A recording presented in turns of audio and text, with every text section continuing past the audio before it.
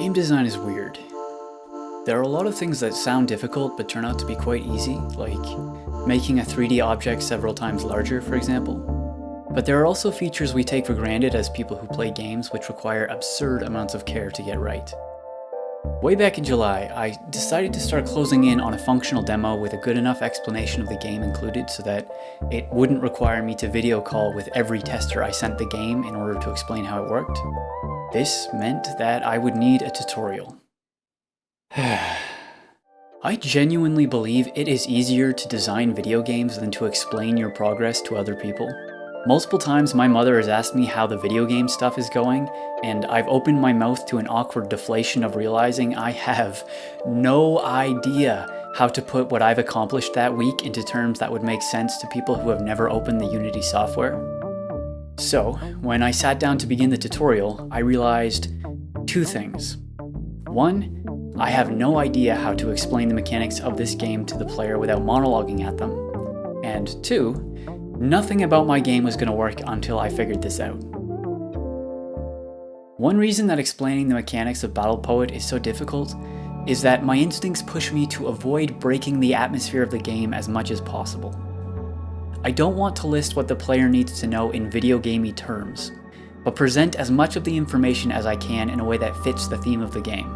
In the words of YouTuber Josh Strife Plays, if the tutorial information is given to the player in a vastly different narrative style to the general game, it makes the tutorial information feel omniscient. It makes it feel meta, like there's a layer of dry mechanical information above the game itself, and you must digest this before returning to the enjoyable part of the game. I already had plans to create a system that would allow me to generate story encounters for the player.